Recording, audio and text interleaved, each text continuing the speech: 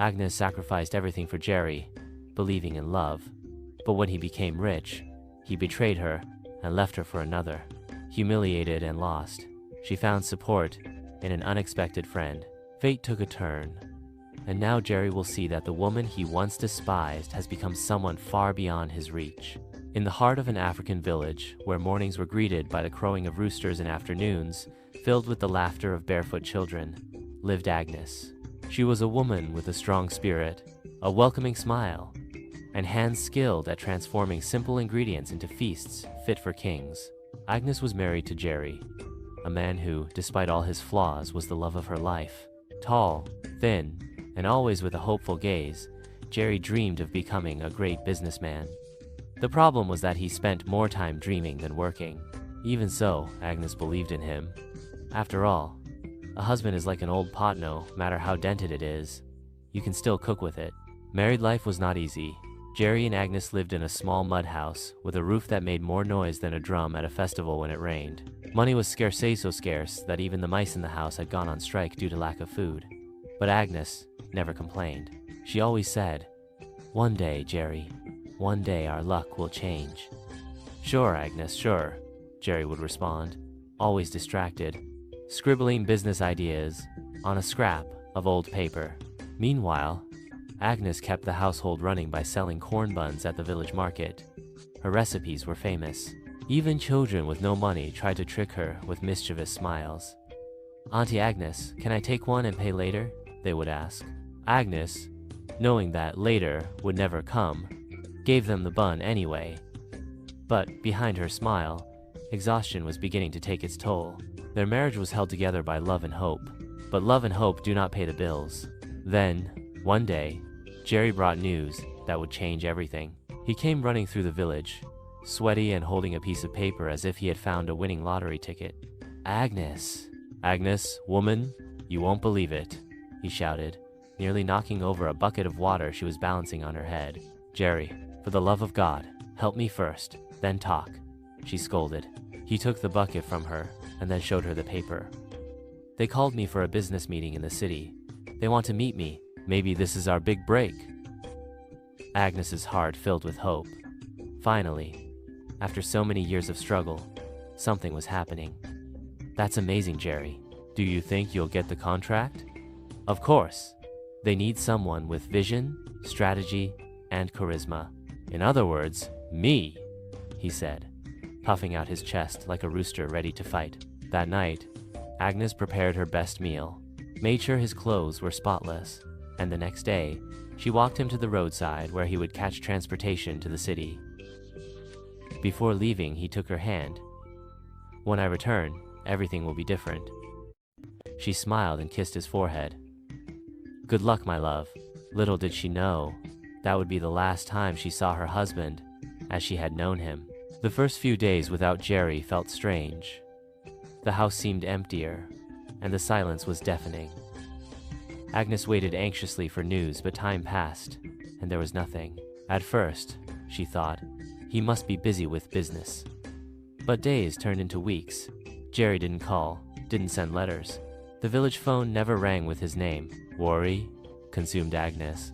She went to see her friend Mama Candy, an old and wise woman who knew everything happening in the village and beyond. "My child, go to the city. The wind is whispering strange things about Jerry." "What do you mean, Mama?" "They say he's been seen in a luxury hotel." Agnes's heart nearly jumped out of her chest. A luxury hotel? With what money? "That's what I want to know, child." Without hesitation, Agnes took her savings and boarded the first transport to the city. She never imagined that a simple trip to the city would be so difficult. She took one of the village's shared transport trucks, a small vehicle loaded with everything live chickens, sacks of maize, and passengers packed together like bananas in a bunch. "Girl, hold this chicken for a moment," said a woman beside her, placing the bird in her lap without waiting for a reply. Agnes sighed, accepting her temporary fate as a chicken babysitter as the vehicle bumped along the dirt roads. But none of that mattered. What mattered was Jerry. Where was he? Why hadn't he returned? Worry pounded in her mind, making the journey feel endless. After hours of swaying in the truck, and with dust covering her face, she finally arrived in the city. Wasting no time, She ran to the luxury hotel where she had been told Jerry was staying. Upon entering, she felt out of place. The floors shone as if they had never seen dust. The chandeliers looked like jewels hanging from the sky. She, in her simple dress and shoes covered in road dust, stood in stark contrast to the refined surroundings. But nothing had prepared her for what she was about to see. There was Jerry, and he was not alone. Dressed in expensive clothes, polished shoes, and a watch that probably cost more than the entire village of Nkalana. Jerry looked like a transformed man. By his side, holding onto his arm like a trophy, was a young and dazzling woman, radiant skin, a tight-fitting dress, perfectly painted nails. Agnes felt her stomach twist. With firm steps, she marched toward them. Jerry. Her voice trembled, but her determination was firm. Jerry turned slowly. His gaze, which had once been full of affection and companionship, was now cold and distant. Ah, Agnes. That was when the woman beside him smirked disdainfully and spoke before Jerry could respond. Ah, so this is the ex. Ex? Agnes's heart skipped a beat. Who are you? She asked, trying to control her anger. The woman let out an arrogant laugh. My name is Linda, and I am now Jerry's wife. Agnes blinked several times, trying to process what she had just heard. Wife? Jerry, what is going on? Jerry sighed and looked at her as if she were an inconvenient problem. Agnes, don't make this harder than it has to be. I moved on. The words pierced her chest like a spear. Moved on? You abandoned me. Linda rolled her eyes and took a step forward, looking Agnes up and down. Listen, filthy little pig. Jerry is with me now. He doesn't have time for people like you. Agnes's blood boiled. What did you just say? She had to hold herself back from pulling every strand of hair from that woman's head right then and there, in the middle of the lobby. But nothing hurt more than seeing Jerry simply nod in agreement without arguing. Don't look for me anymore, Agnes. I'm done with you. The world spun around her.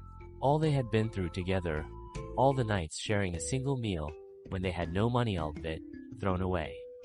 So, this is it? You get rich and discard me like trash? Jerry looked away, avoiding her gaze. I'll send you money to support yourself. My lawyer will bring the divorce papers soon. Agnes felt a lump in her throat. The love of her life had traded her for a luxurious woman, and now treated her like dead weight. She was about to collapse when a voice rose behind her. Excuse me, are you Agnes? She turned, quickly wiping away her tears, and found herself face to face with a tall, elegant man in an impeccable suit and kind eyes. For a moment, she didn't recognize him. But then, memories of her childhood flooded her mind. Sam? The man smiled. Yes. Oh my God, it's been so long. Agnes blinked, still confused. The skinny boy she used to play with in the village was now a powerful man. Sam looked at Jerry and Linda, crossing his arms. I saw everything. That was your husband? Agnes took a deep breath and nodded. Sam pressed his lips together, thoughtful. Interesting, because I was the one who approved his contract. Jerry, who had been trying to ignore Sam's presence, widened his eyes in shock. What? Sam only smiled, but there was something sharp in his gaze. So, this is what you used your big opportunity for? To humiliate and abandon the woman who stood by your side when you had nothing? Jerry swallowed hard, but maintained his composure. This has nothing to do with you, Sam. Sam shrugged. You're right, but it has everything to do with Agnes. He turned to her and said gently, Let's get out of here. With Jerry and Linda disappearing into the hotel without a trace of remorse, Agnes stood there, feeling empty. Agnes. Sam called her gently. She looked at him with eyes still full of tears. Can I take you home? She lowered her gaze. I don't have a home anymore. Sam frowned. What do you mean? She sighed. The house belonged to Jerry. He left me with nothing. For a moment, Sam remained silent, as if pondering her words. Then, he smiled slightly and extended his hand toward her. Then come stay with me. Agnes's eyes widened. What, Sam? I can't just go to your house like that. He shrugged. Of course you can, I have plenty of space. Stay until you get back on your feet. She hesitated. And your wife? What will she think? Sam let out a low chuckle. Wife? Agnes? I'm not married, so you're welcome to stay. Agnes' heart tightened. She never imagined her day would end like this. But looking at Sam, her old friend who now emerged as an unexpected support, she felt something she hadn't in a long time hope. Sam's mansion was something out of a dreamtall, elegant, with a garden larger than the entire town square where Agnes used to live. Upon entering, she smelled lavender and polished wood. The floor shone so much that she was almost afraid to step on it. If I had known you lived like this, I would have asked for a ride earlier, she joked, trying to hide her discomfort. Sam laughed. This is your home now too. Make yourself comfortable. But, despite the luxury and comfort, Agnes felt empty. Her heart still ached from Jerry's betrayal. Surrounded by wealth, she couldn't shake the feeling that everything had collapsed. In the first few days, Sam did everything possible to distract her. He put on funny movies, brought delicious meals, and even tried to get her to play cards with him. Sam, I can't focus on this, she sighed, putting down the cards. He watched her for a moment, and then smiled. Then what are you good at? She thought for a moment before answering. Cooking. The next day, Sam took her to the kitchen bigger than her old house, and gave her free rein to do whatever she wanted. Excited, she began exploring the cabinets. That's when she found something that caught her attention, in an old Chinese recipe book for weight loss. Curious, she flipped through a few pages, reading about natural teas, herbs, and food combinations that promised incredible results. Interested in that book? Sam's voice startled her. She turned, holding the book. It's interesting.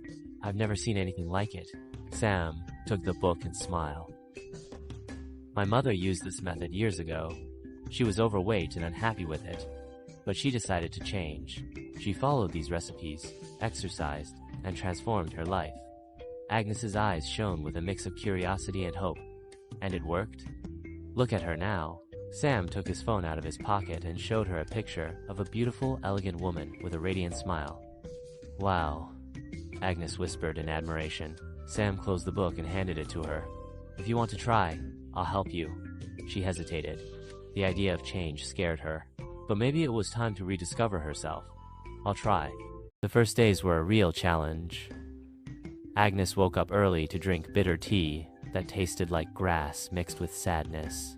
She took walks in the garden and tried to follow the book's recipes. At first, everything seemed impossible. Why can't the diet include bread and cake? She complained one morning while sipping her herbal tea. Sam laughed, because if it could, I'd be following that diet myself. Still, Sam encouraged her every day. When she felt unmotivated, he reminded her of the progress she was making. You're not doing this for Jerry, you're doing it for yourself. And it was true. Each week, she noticed small changes. Clothes that used to fit tightly began to feel loose. Her face looked slimmer, her skin seemed to glow. But more than that, she felt better. Exercise became part of her routine. She started with walks, then short runs, then stretching, and even some online dance classes. At first, she was exhausted, but every drop of sweat was a step toward her new self. I can't believe it, Sam. I ran for 20 minutes without passing out. She celebrated one day while drinking water, panting. I can't believe it either, he teased. They both laughed, and for the first time in a long while, Agnes felt that her happiness no longer depended on Jerry. A few months later, Sam entered the kitchen, holding a golden invitation. I need you to accompany me to an important event tomorrow night. Agnes raised an eyebrow. An event? What kind of event? A business event. You deserve a night to have fun. Agnes hesitated. I don't know, Sam. I'm not the kind of person who goes to those places. He smiled. Maybe the old Agnes wasn't, but the new Agnes can. That thought lingered in her mind. After everything that had happened, did she really deserve to keep hiding? The next day, Sam arranged a dress for her. When Agnes saw the vibrant and sophisticated red fabric, she felt a knot in her stomach. I don't know if I can. Sam stepped closer, taking her hands. Trust me, you've already made it. Night, when she looked at herself in the mirror, Agnes almost didn't recognize herself. Her hair was neatly styled, her makeup highlighted her bright eyes, and the red dress accentuated her new curves. When she walked down the stairs, Sam froze. "Wow," was all he could say. She smiled, blushing slightly. "Is it too much?" He smiled back. "You look stunning." As they entered the event, Agnes felt all eyes on her. The confidence that once seemed so distant now felt natural, and for the first time in a long time, she felt truly happy. The event hall was illuminated by grand chandeliers and filled with influential people. Agnes walked beside Sam, feeling more confident than ever. She was no longer the woman who once cried over Jerry. But across the hall, Jerry didn't know that yet. He was sipping an expensive whiskey when his eyes landed on a woman in a red dress. She was dazzling. Her poised posture, her radiant smile, the way everyone around her seemed to notice her presence. He frowned, trying to recognize her. "Who is she?" he asked Linda, without taking his eyes off her. Linda glanced quickly and shrugged. "I don't know, but she looks like a model." Jerry took a few steps closer, trying to get a better look, and then the realization hit him like a punch to the gut. It was Agnes. His eyes widened, and he swallowed hard. The woman he had humiliated, the one he had called fat and useless, now stood before him as a vision of pure elegance and power. Agnes caught his gaze and smirked playfully. "Hello, Jerry." Her tone was calm, but laced with irony. Sam, standing beside her, watched the scene with satisfaction. Jerry didn't know what to say. Regret was written all over his face, but his pride wouldn't let him admit it. Linda noticed his reaction and narrowed her eyes. "Don't tell me you still care about her." Jerry looked away, but it was too late. The damage was done. He tried to pretend he didn't care, but his expression betrayed his frustration. He watched her laughing beside Sam, radiant, while his own world felt like it was crumbling. That's when Sam decided to land the final blow. "Oh, by the way, Jerry, Agnes is now my fiancée." Jerry's world spun, his throat went dry, and his hands trembled as he held his glass. He looked at Agnes, hoping it was a joke, but she only smiled and lifted her hand, revealing a dazzling engagement ring. "Life is full of surprises, isn't it?" Agnes said, her voice sweet but as sharp as a knife. Jerry felt his heart sink in his chest, but the worst was yet to come. Sam, still smiling, pulled a piece of paper from the inner pocket of his jacket and handed it to Jerry. "As for the contract, it seems you failed to meet the terms." Jerry took the paper and his face turned pale. "Sam, please give me more time." Sam crossed his arms and replied coldly, "Now you answer directly to Agnes, Jerry." Jerry looked at Agnes. Jerry looked at Agnes pleadingly, but she simply crossed her arms and stared at him firmly. "Business is business, Jerry. You have 4 weeks to fix this." Her voice was steady, unwavering. The game had changed. Jerry desperately tried to save the contract, but his debts only grew.